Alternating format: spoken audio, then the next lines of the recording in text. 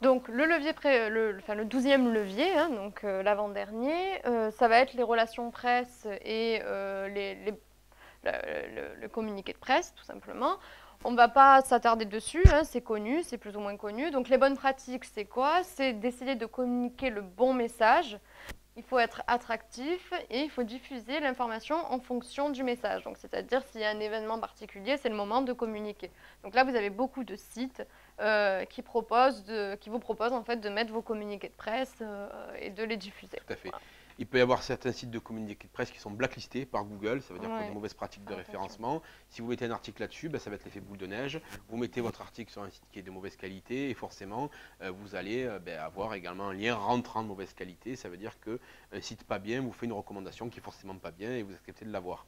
Dans les outils Google Webmaster Tools, Google Webmaster Tools, vous avez la possibilité de révoquer des liens et de dire ce lien je ne le veux pas, je ne l'ai pas demandé.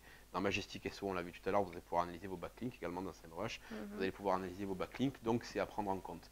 Vous avez des outils gratuits sur Google, vous chercherez, vous trouverez, qui vont vous permettre de vérifier si un site a été blacklisté. On va parler de la sandbox Google, c'est le bac à sable.